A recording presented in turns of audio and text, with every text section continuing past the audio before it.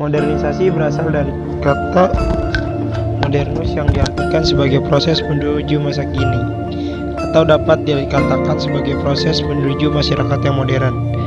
Melihat definisi tersebut, maka timbullah sebuah pertanyaan, yaitu manusia seperti apa yang dikatakan sebagai manusia modern? Ciri-ciri modernisasi dijelaskan dengan adanya penggunaan ilmu pengetahuan dan teknologi.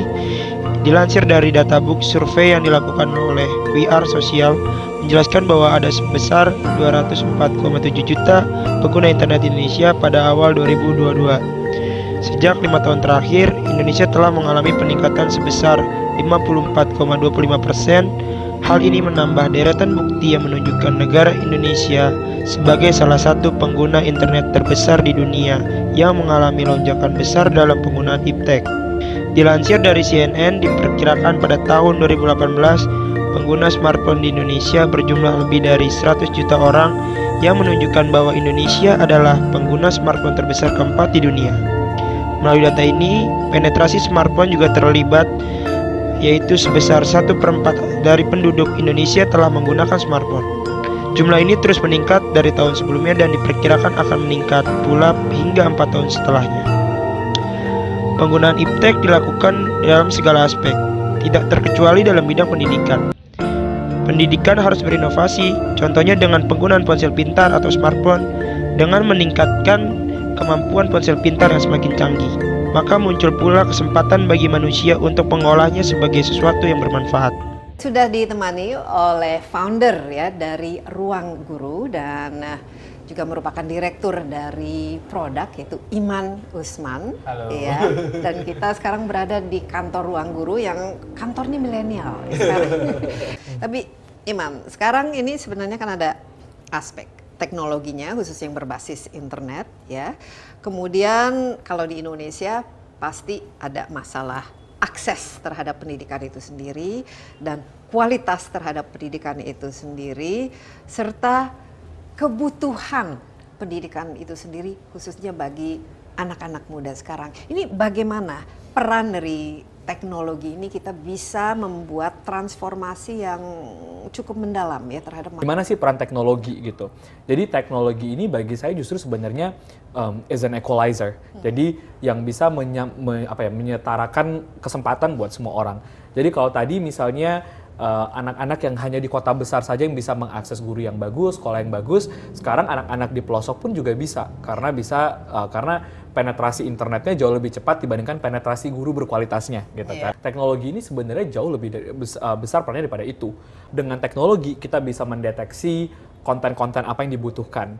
Bagaimana kita bisa mengiterasi kontennya. Jadi konten itu with time it gets better gitu kan. Kemudian yang ketiga, bagaimana kita bisa merekomendasikan konten yang tepat sehingga pendidikan itu jadi jauh lebih personalized buat setiap orang. Sebagai dampak dari modernisasi yang terpapai perkembangan teknologi, dunia pendidikan pun tidak bisa lagi hanya bertahan dengan gaya belajar konvensional. Walaupun masih digunakan hingga saat ini, buku dan papan tulis lagi bukan menjadi salah satunya media pembelajaran bagi siswa.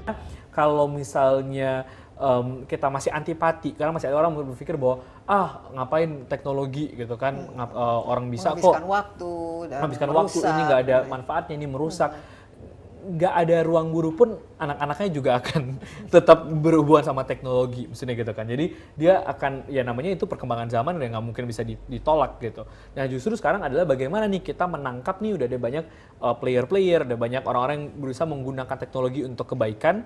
Nah gimana caranya itu justru direspon dengan positif dan dianggap sebagai resources dan sama-sama justru dipromot bareng-bareng karena ya namanya pendidikan ya itu kerja gotong royong, nggak bisa cuma pemerintah doang, nggak bisa cuma ruang guru doang atau sektor semua karena masalahnya sebegitu kompleks. Teknologi diharapkan dapat menjadi suatu alat untuk mengatasi permasalahan akses, kualitas dan keadilan dalam sektor pendidikan.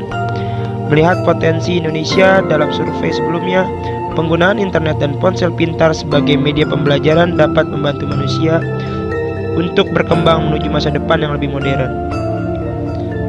Hal ini secara lebih lanjut dijelaskan dalam wawancara Ruang Guru bersama CNN yang membahas penggunaan teknologi berbasis internet dalam transformasi pendidikan.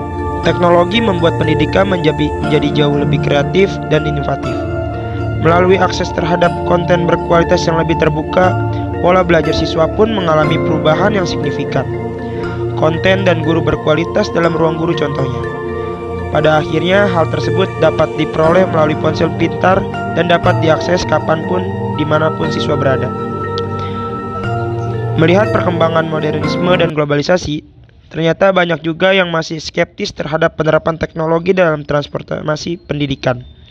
Hal ini juga dijelaskan Iman Usman sebagai founder Ruang Guru dalam wawancaranya dengan CNN. Dan ini penting sekali, apalagi kan yang namanya edukasi kita tuh cenderung tuh semuanya harus standar, semua Betul. harus sama. Dan setahu saya kan juga Menteri Pendidikan Budaya kita yang baru ini sekarang kan menekankan bahwa ujian itu sebenarnya kan tidak penting lah istilahnya, lebih penting adalah assessment dan juga kebutuhan dari anak-anak itu dan tergantung daerahnya di mana. Karena pada intinya itu kita bukan mengajarkan orang menjadi sama, tapi kan melahirkan dan mendorong ya bakat-bakat yang mereka miliki. Ini sendiri kan tadi disebutkan kita masih dengan 4 juta guru mungkin dari segi level kompetensinya masih harus ditingkatkan dan lain sebagainya. Adakah dampak positif yang sudah terasa dari peningkatan kompetensi dan juga kapasitas guru itu sendiri? Dan kedua mungkin yang lebih menarik lagi, dengan adanya teknologi ini berarti kan ada perubahan dalam sistem mengajar ya dan belajar. Biasanya guru secara tradisional di ruang kelas begitu banyak murid semua duduk manis mendengarkan dan guru adalah sumber semua